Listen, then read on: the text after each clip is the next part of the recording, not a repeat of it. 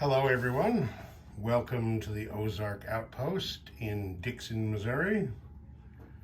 This is going to be Operation Goliath, Germany, in July of 1936. A couple of quick housekeeping things.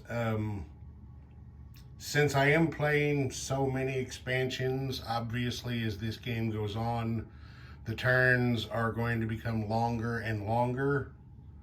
I understand that not everybody likes long videos, so I'm going to put you, the viewer, in command of how much time you want to devote to following this game. For each turn, I'm going to post 2 videos. There will be a full-length video, which is going to cover every die roll, move, decision, the whole thing from beginning to end. Then there will also be a recap video that's just going to be some quick highlights of the turn. So that way the guys who want to see everything can. The guys who just want to follow along and keep track of who's doing the best can do. As I said, you, the viewer, are in charge of how you watch. So what I'll do is, to keep them track, just being able to glance at the title rather than looking at the video length. The full-length video, for instance, this one for Germany, will be titled Operation Goliath, Germany 1.1a. And then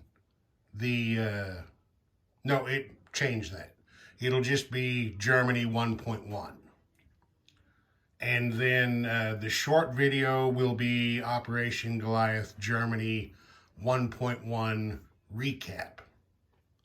That way you'll quickly be able to choose the one you want. Now, I said 2 videos for every turn. There's one caveat to that.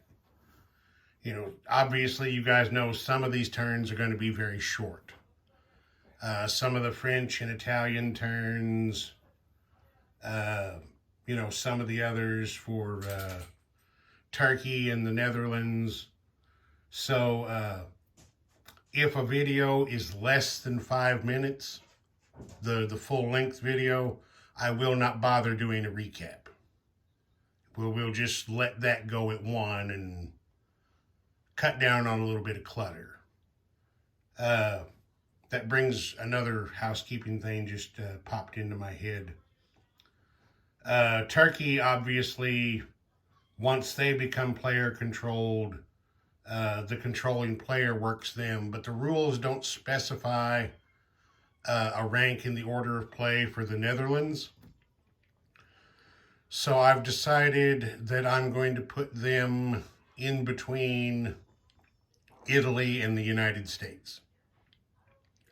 So the Netherlands will go second to last. Okay, that's the housekeeping stuff. Oh, no, one more housekeeping thing.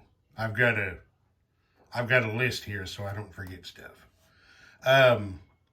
Elite of the Reich, there are 2 play options for that expansion, and I'm going to follow the basic rules.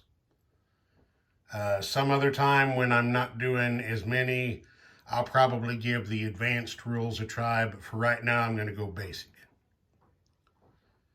Okay, now we're ready to get going here. Now the first thing we're going to do is take a little look here, because as you can see, right there appears to be a German Zeppelin in Japan. Well, a diplomatic delegation has flown by Zeppelin, believe it or not, from Berlin to Tokyo to celebrate the signing of the Anti-Comintern Pact between those 2 countries in 1936. They have agreed pretty much to a mutual defense treaty. If the Soviet Union takes aggressive action against either signatory. So there's schnapps and sake being traded back and forth in Tokyo tonight. The other is over here. As you can see, there is a Zeppelin parked in Rome. That's because also in 1936, Benito Mussolini, Il Duce of the Italian Fascist Party, declared that a fascist axis exists between the cities of Rome and Berlin. In his opinion, the two nations are interlinked by ideological purity. So the wine and the beer are going back and forth across the dinner table in Rome tonight as well. Okay, now we're going to get going with the turn proper here. We got that stuff out of the way. Our first thing is we need a random event roll for Latin America at War. So let's get over here to our handy dandy dice tray. And we have a 6. So let's consult the chart. 6 is saboteurs. That does not apply. So we re-roll. We get a 5. War. Brazil and Argentina go to war. The U.S. controls Brazil. Germany controls Argentina. All right. So, dun, dun, dun, dun. Down here, the two combatants will prepare to face off. To start the war, it looks like Brazil has 1 infantry and 1 fighter. Argentina also has 1 infantry and 1 fighter. At sea, Argentina has a battleship and a torpedo boat destroyer. Brazil has a coastal defense ship and a torpedo boat destroyer. So, we will see what goes on there. All right. Now, we're going to do some more diplomatic influence rolls. Actually, I have to make a change because I had Argentina down for a German influence roll, but that's no longer necessary. So I've got to refund Germany 2 Reichsmarks to their treasury. They're not going to spend those. We'll keep that simple. Okay. Germany has spent 2 Reichsmarks on a turkey roll.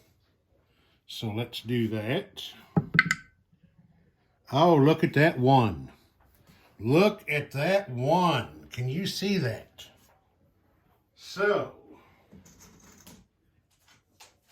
Germany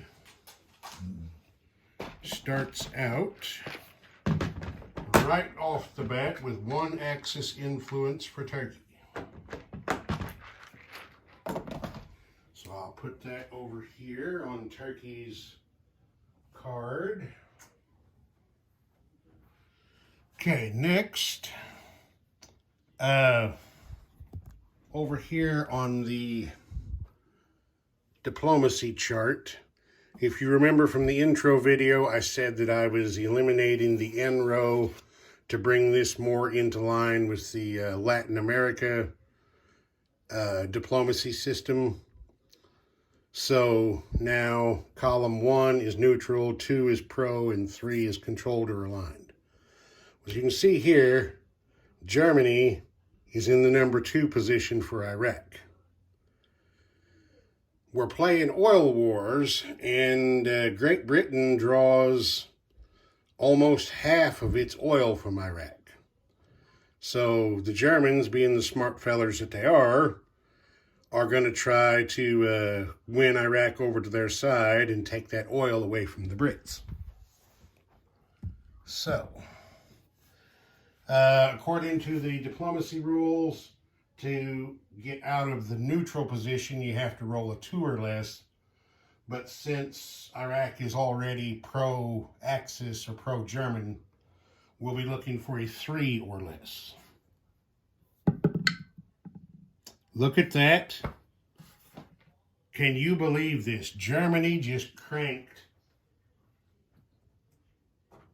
Iraq is now German controlled. First turn of the game, can you believe that? Wow. Okay, that's money very well spent for Germany, and it's very, very bad for the United Kingdom. All right, that's it for influence. So Germany was 2 of 2 there, batting 1,000. Now we're going to move on to purchase units. So the first thing we're going to do is we have to draw a Spanish Civil War event marker for the Nationalists. I have the markers here in one of my handy dandy dice bags. Nationalist green. I have the Communist Republicans in a red bag. So, we'll give it a little shaking there. And then we will dip our fingers in here and draw out. What did we draw out? We drew out Port of Castile. If I remember correctly, that goes right here. Let me read it from here to make sure that I'm not making a stupid mistake. Port of Castile, from now on, allows the use of a supply pass through neutral Portugal for Lend-Lease to the Nationalists. Place the Port of Castile marker, which is a rail marker, on the border between Portugal and Nationalist Leon Castile. If Nationalists possess Leon Castile and the Port of Castile marker is in place, the land zone Leon Castile counts double for counting land zones for recruitment roles. So that is pretty damn good for General Franco. All right. Our next item is going to be tech rolls. Rotate a bit. There we go. Germany is going to try for mechanized infantry, jet fighters, long-range aircraft, and advanced submarines. And they hit nothing. After they used up all their dice luck already. Okay, so 0 success on tech rolls. Now, I forgot to mention, I'm sure you guys already know, but 4 tech rolls because Germany currently possesses 3 major factories, and one of their national abilities is they get an extra tech roll above the normal count every turn. Okay, now purchase units. Germany has elected to buy in for Spanish Civil War support. So they have paid 4 Reichsmarks to the bank. What this has done is it has replaced whatever the nationalist ship was down here with the España class battleship. It changes an infantry and an artillery in Spanish Morocco to 2 Army of Africa infantries. It allows the Germans to send an air transport Condor Legion to Leon Castile, and it also allows the Germans to send a commander to support General Franco. So, yeah, that's where we are on that. Germany is also, so they had to spend 4 on that. Germany has also elected to lend-lease General Franco a mountain infantry for another 4. They're spending an additional 6 to upgrade the medium factory in eastern Germany to a major. These here, you can see at the very bottom, were to remind me about my influence rolls, but this is all done now, so this stuff can come off. All that leaves then is the 3 unspent Reichsmarks from this turn.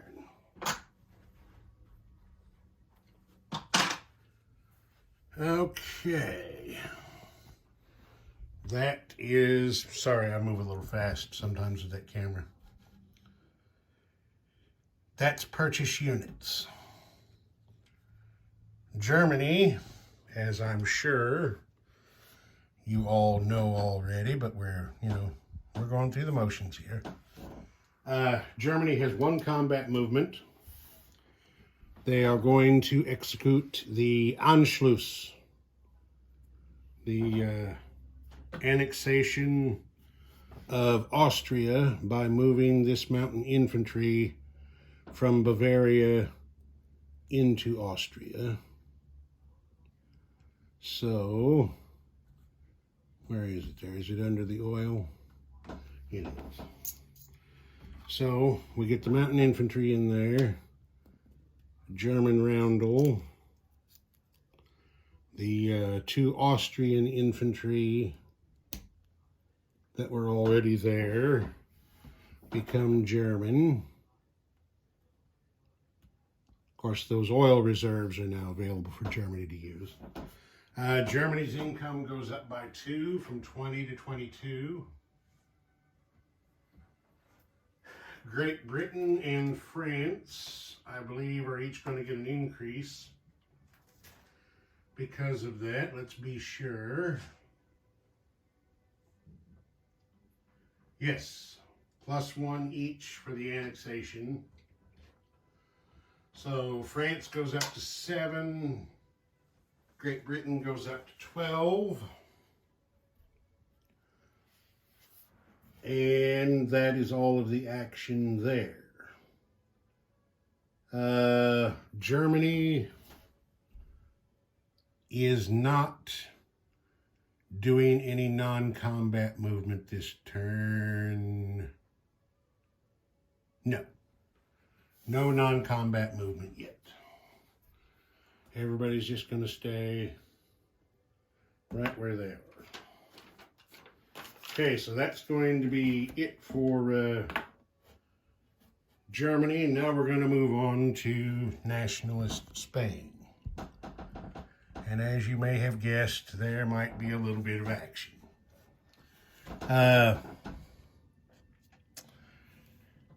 The infantry, cavalry, artillery, and fighter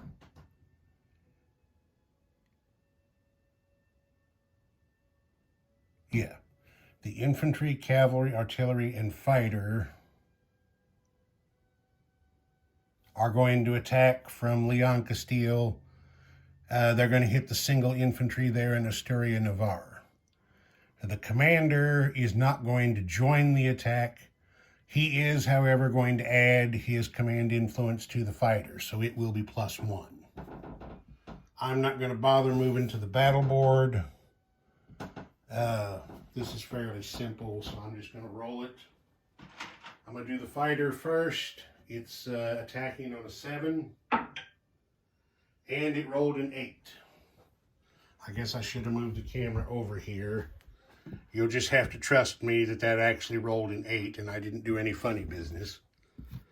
So now the Republican infantry shoots back with a 12 for a miss. So the Republican comes off.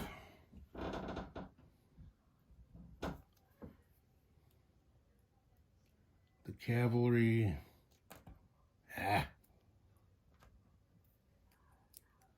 get up there. The cavalry, infantry, and artillery move over. I'll get a nationalist roundel on that off camera. The fighter non-combat moves back to Leon Castile. Okay, we are also going to have a sea combat. The Nationalist Navy doesn't see any need for this battleship just to float around out here doing nothing when, I mean, it's either going to try to do something, it's going to run away and hide, in which case, why have it on the map? Or the Republicans are going to move in and try to take him out on their own. So he's going to come over here to Sea Zone 80 and attack these two Republicans. Of course, he cannot attack the coastal submarine. It can choose to fire back in defense of its brothers if it wants, but he can't attack it because there's no airplane to spot for him. What they're trying to do is he's going to try and kill these ships so that he can move over here and blockade this major port to restrict Soviet lend-lease into the Republicans. So we've got a battleship. This time I'll move the camera over here so you can watch the rolling. Battleship attacking at an 8. That's a miss. Then we've got a heavy cruiser and a destroyer defending. Destroyer's blue, heavy cruiser is red. There's a hit by the destroyer and a hit by the heavy cruiser. So the Nationalist naval gambit has failed. Their battleship is sunk for no damage to the Republican Navy. All right. That's it for combat there. Non-combat. This Condor Legion air transport is going to fly 1, 2, 3 down here, pick up an Army of Africa, and then 1, 2, 3 back to Leon Castile with it. So, move him up there. Now that airplane movement does cost, according to the Spanish Civil War expansion rules, the Spanish units themselves do not spend oil in this game. However, foreign units coming to their assistance do. So the German Condor Legion causes Germany over here to have to spend 1 oil for air operations this turn. So take that off. And that's it. There won't be any other nationalist non-combat movement. Okay, now place units. Germany is going to collect its oil. Now this is how this works. I've played this expansion, I think, once before, but I'll go through it real quick. Germany has 1 oil well in Berlin. They get 3 free oil from a neutral Romania. They get 1 free oil from a neutral Venezuela down there in South America. And owing to Teutonic efficiency, they get 1 synthetic oil per turn. So that gives Germany a total of 1, and 3 is 4. Down in South America makes 5. Synthetic makes 6. A country that is not at war with a major power, a country at peace, only collects half of the oil due to it. So Germany this turn is picking up 3 oil, which will go into the reserve there in Berlin.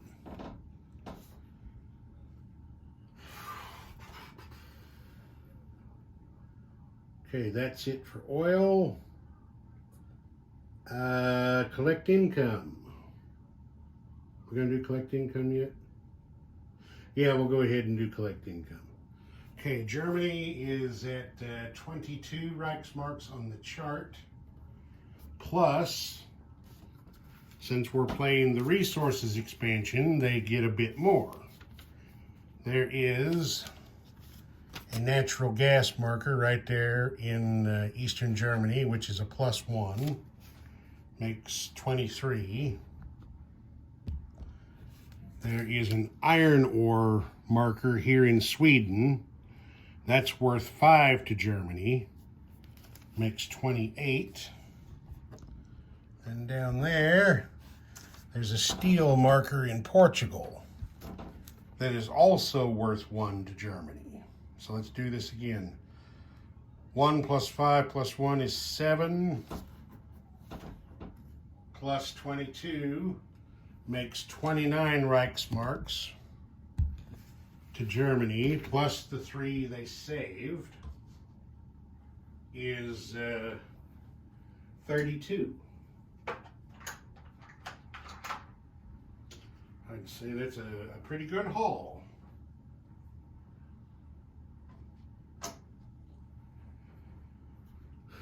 Okay, now we got to do some recruitment rolls. Let's do, we're not doing any Argentine combat this time. I just should have mentioned that. Argentina is 1, 2, 3 territories. So let's go over here and do their recruitment roll. Nope, they missed. Iraq is German controlled. That's a single territory. And they also rolled a 4 for a miss. So no recruitments. Now nationalist Spain is 1 for Andalusia, 1 for Asturias-Navarre, and 2 for Leon Castile now because of the Port of Castile marker. So that's 4 for the nationalists. And they rolled a 6 for a miss. So nobody did any recruiting. All right.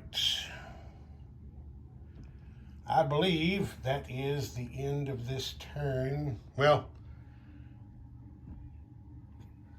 yeah, that's the end because Germany isn't in possession of any uranium mines or heavy water plants. None of that. So, yep. That's going to be the end. Ozark Outpost. Over and out.